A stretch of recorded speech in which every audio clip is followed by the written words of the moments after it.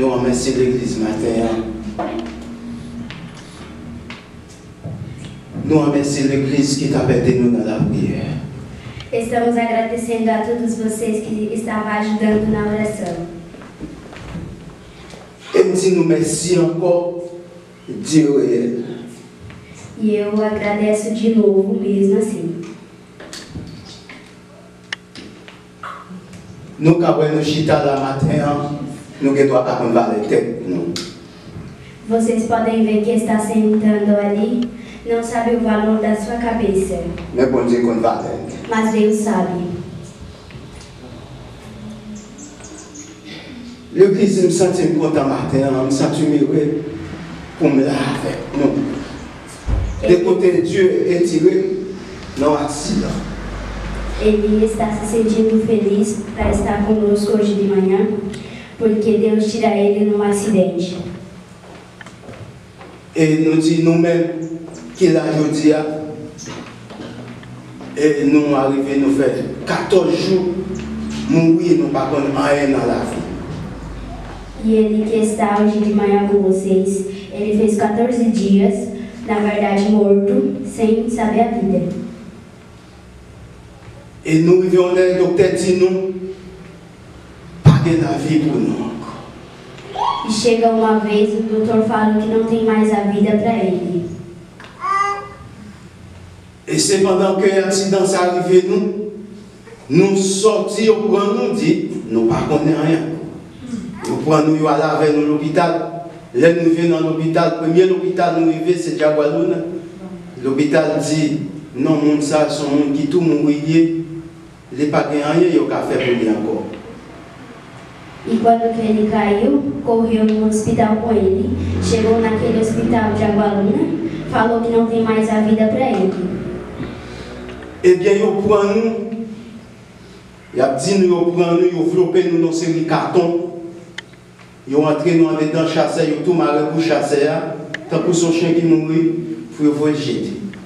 E pegou ele e colocou em algumas cartões, em alguma sacola, amarrou, como que é um cachorro que é morto que vai jogar fora.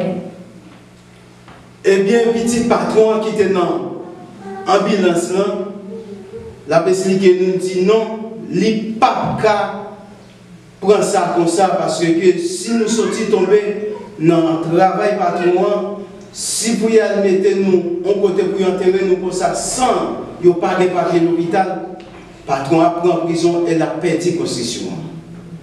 E quando pegou ele, o filho do patrão que estava dentro da ambulância falou que não tem como jogar fora a si mesmo, porque se jogar fora a si mesmo sem um papel de hospital, o patrão vai no preso, vai na cadeia. Eh bien, c'est comme ça, ils rendent nous des tubarons. Então é assim, mandou ele para o Tubarão. Et là, nous vivons tubarons encore. Bon Dieu fait docteur.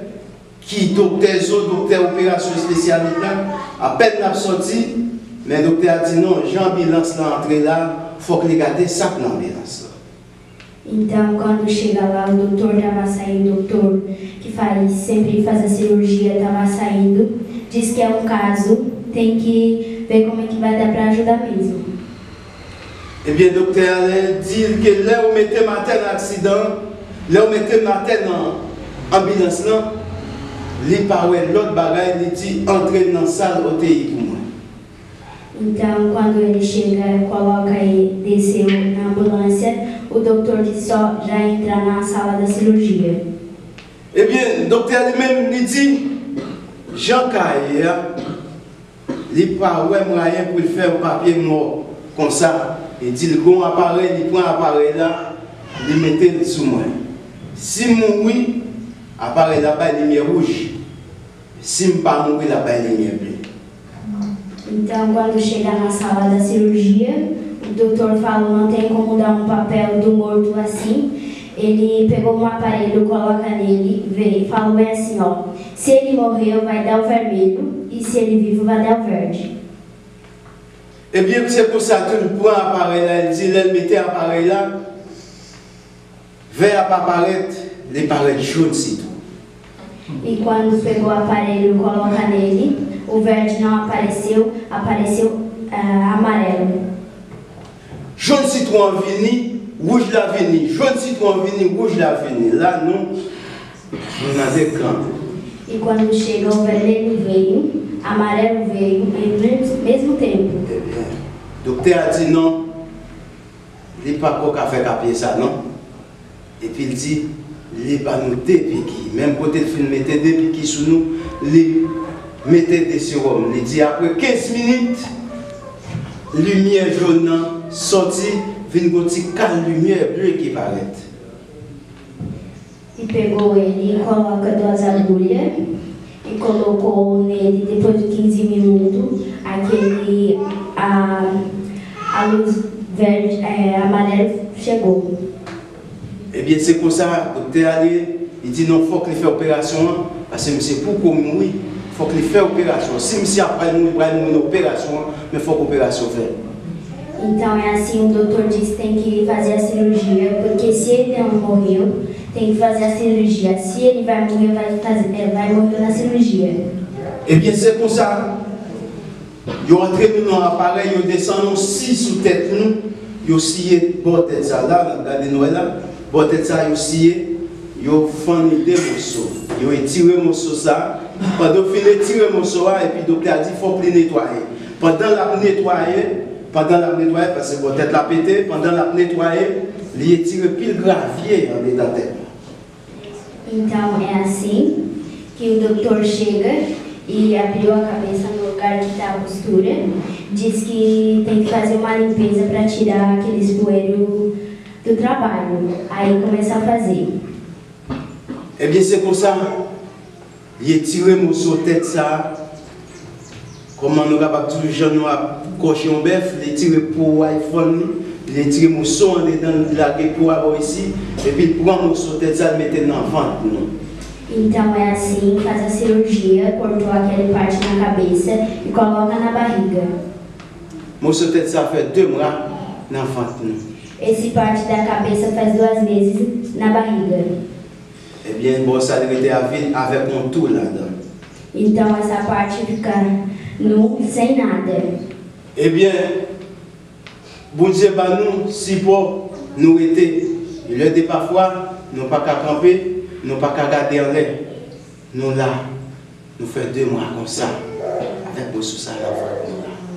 Então é assim, às vezes não tem como olhar para cima, fica no mesmo lugar e Deus ajudou em 2 meses para o parte da cabeça ficar na barriga. Il était parfois bon Dieu besoin pour nous. Il était parfois bon Dieu besoin pour nous. Il était fois nous même à jouer l'évangile. Bon Dieu chercher nous na marrom coin. Então é assim, às vezes Deus precisa pegar alguém e nós estamos brincando com o evangelho. Il était fois bon Dieu chercher nous, na courir. Mais faites attention.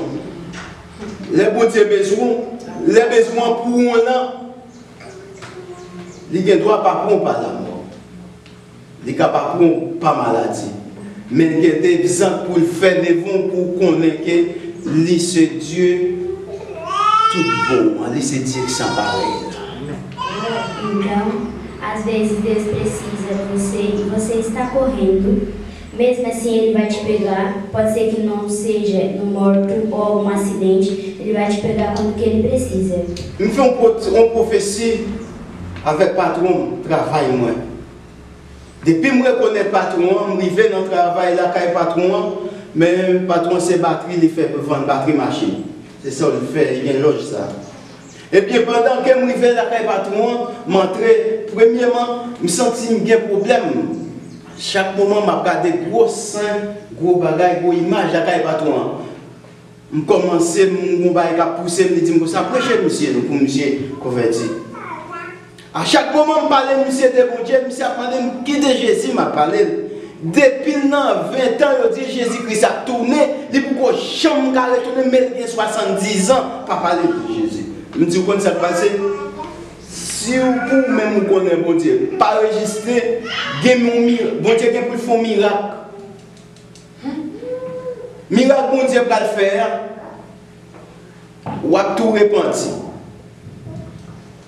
Ou pas besoin de monde qui pourrait prêcher l'évangile encore. Il y a un miracle que Dieu pour faire des vents pour voir que bon Dieu vivant. Então, quando que ele chega na loja do patrão que vende bateria do carro, viu várias imagens e aí ele começa a falar com o patrão sobre o Jesus Cristo. Aí o patrão disse assim, ó, eu já tenho 20 anos, me diga que Jesus vai voltar. Agora eu estou com 70 anos e não está voltando ainda.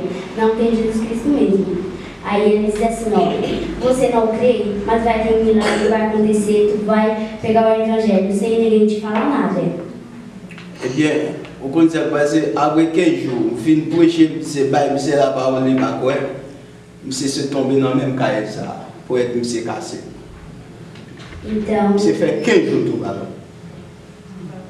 então, depois que ele acaba de pregar pro patrão, ele caiu na mesma casa, quebrou o braço e faz 15 dias no hospital. Tout simple, l'évangile a prêché, toujours été dehors. Ou pas jamais voulu porter tête.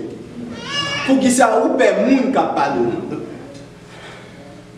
Pas attendre ça, mon jour. Pour pas faire l'évangile pour moun. Il était parfois pas d'aller de soigner pour dire mon Dieu, pas de misère pour vous. Bon Dieu, pas agir pour nous. Je comprends nos péchés, je condamne. Bon Dieu va condamner pour souffrir. Bon Dieu besoin pour reconstruire encore. C'est peut-être ça la parole, il dit vite joindre moi, ou même qui bouque qui en bas charge, qui en bas tout bagage. Il est dépassé, il est parfois péché fait nous, pas quand même descendre à genoux pour prier au Dieu. Chaque nous.